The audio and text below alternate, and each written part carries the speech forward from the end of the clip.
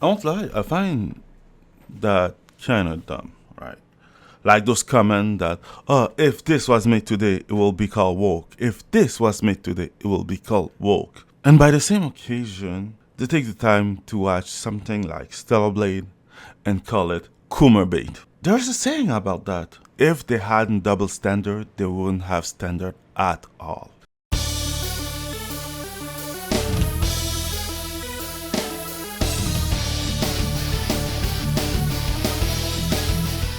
Right now, everyone is talking about Ghost of Yōtei. As much as I liked the first Ghost of Tsushima, even if I didn't finish it, the reason why I'm not interested in Ghost of Yōtei is that you can see where they're going with it.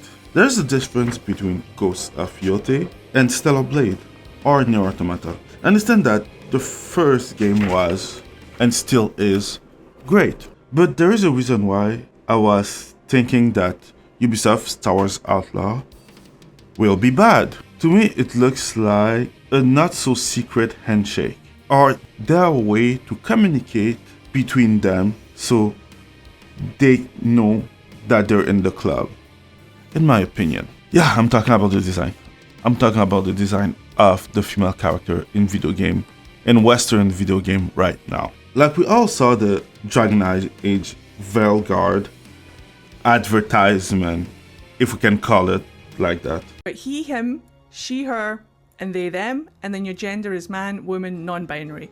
Love that. Love the inclusivity. Top surgery scars are also included in this for all of our trans and non-binary rooks out there. I absolutely was blown away by this. It's beautiful to see the inclusion in the game and to see yourself represented.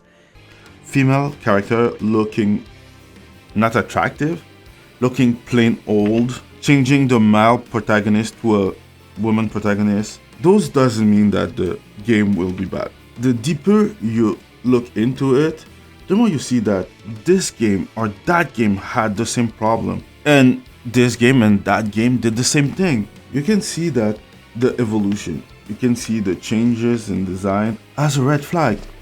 And then when you call it out and you be like, I think that the game will be woke, people are like, just because they're a woman protagonist doesn't mean.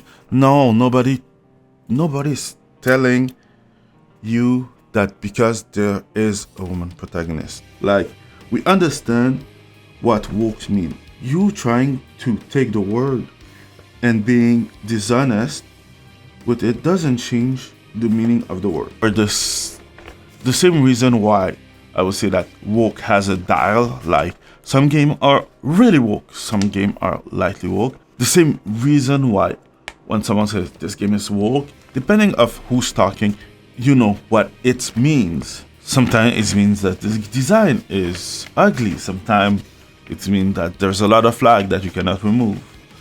Sometimes it means that the game is just plainly gay. It's the same reason why when I see the design of female protagonists, I already know that the game will be kind of woke. And if it's woke, it will be mostly trash. There are exceptions to every rule, but I think this one is kind of clear, right? I was thinking about this while watching another video about Ghost of Yōtei and why you should buy it when the gameplay didn't even come out. But they're insisting on it just because the other game was great. And I didn't buy The Last of Us Part 2, but the other game was great. I didn't watch Joker Part 2, but the first part was great. And I think that's the way it's going to be from now. It's a good thing that company will have to find a way to always prove themselves.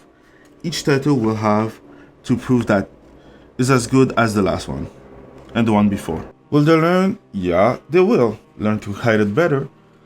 Like Square Enix. That's another story. But in my opinion, it's good that they are starting to fear the opinion of the customer. Panicking when the customer says, hey, I don't like the look of this. But we will see. On that note, be a little bit evil and stay passionate.